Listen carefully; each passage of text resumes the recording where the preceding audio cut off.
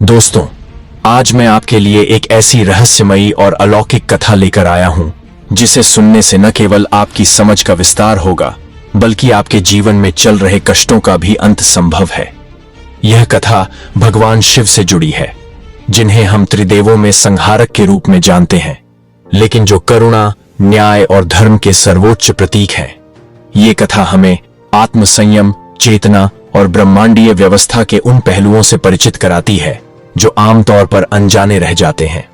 तो चलिए आज हम गहराई से जानते हैं कि क्यों भगवान शंकर ने स्वयं ब्रह्मा जी का 5वां सिर अपने त्रिशूल से काट दिया।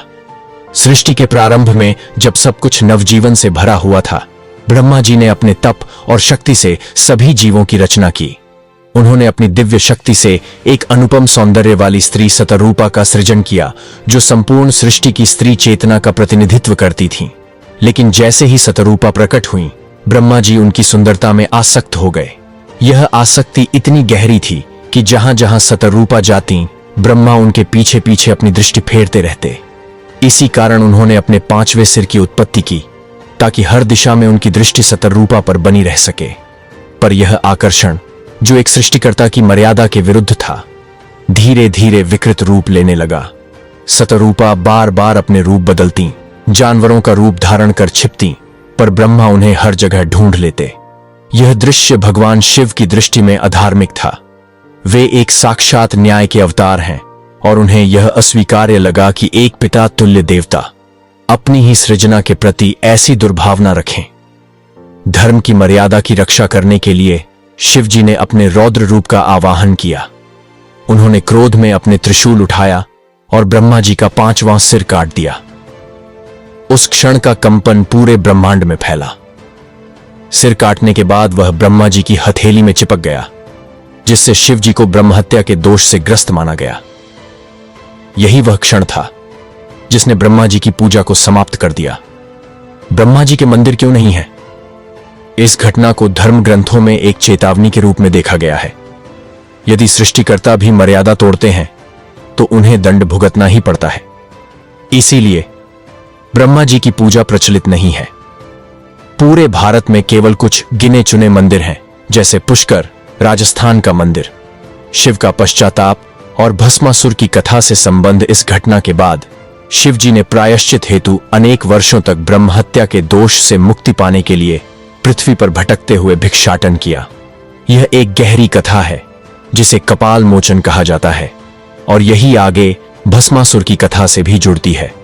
अंतिम संदेश यह कथा हमें यह सिखाती है कि कोई भी कितना ही शक्तिशाली क्यों न हो, यदि वह मर्यादा और धर्म का उल्लंघन करता है तो उसे कर्म के अनुसार दंड मिलता है। भगवान शिव हमें सिखाते हैं कि न्याय, समर्पण और तपस्या से ही जीवन के अंधकार को मिटाया जा सकता है। भगवान शिव ने जब ब्रह्मा जी का 5वां सिर काटा तो वह सिर उनकी हथेली से चिपक गया।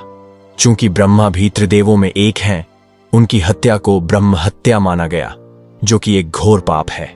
अब शिव जी को ब्रह्म हत्या के दोष से मुक्ति पाने के लिए पूरे ब्रह्मांड में भिक्षाटन करना पड़ा। यह अत्यंत गहन और तप से भरी यात्रा थी, जिसे कपाल मोचन यात्रा कहा गया। शिव का भिक्षाटन रूप, भगवान शिव ने उस समय एक अघोरी रूप धारण किया। उनके हाथ में ब्रह्मा का कटा हुआ सिर चिपका रहा और वे हर स्थान पर जाकर भिक्षा मांगते रहे। कोई उन्हें देखकर भयभीत हो जाता, कोई श्रद्धा से झुक जाता। यह रूप हमें सिखाता है कि भगवान भी अपने कर्मों का फल भुगतते हैं, और यही सनातन धर्म की शक्ति है। कपाल मोचन तीर्थ अंततः शिव जी हरिद्वार, प्रयाग, काशी होते हुए हिमाचल प्रदेश के एक स्थान पर पहुंचे, जिसे आज कपाल मोचन के नाम से जाना जाता है। वहीं उन्होंने स्नान करके ब्रह्महत्या के दोष से मुक्ति पाई। आज भी कपाल मोचन तीर्थ को पाप मुक्ति का स्थान माना जाता है, जहां जाकर श्रद्धालु स्नान करते हैं। विशेष संकेत और सीख, यह कथा हमें बताती है कि कर्म की शक्ति सबसे ऊपर है, चाहे ईश्वर ही क्यों ना हो। अगर धर्म की मर्यादा टूटती है तो उन्हें भी प्रायश्चित करना पड़ता है। भगवान शिव ने न केवल शतरूपा की रक्षा की, बल्कि ब्रह्मा जी की मर्यादा भंग होने पर उन्हें दंड देकर सृष्टि में संतुलन बनाए रखा। शिव की यह कथा हमें यह सिखाती है कि जीवन के हर चरण में आत्ममंथन जरूरी है। अगर गलती हो जाए तो उसे स्वीकार करना, उसका प्रायश्चित करना और संतुलन की दिशा में बढ़ना ही सच्ची भक्ति है। हम सभी जैसे आप, शिखर जी और मैं इस ज्ञान से अपनी दिशा पा सकते हैं। और यही इस कथा की विशेषता है, हमें धर्म और जीवन के बीच संतुलन सिखाना।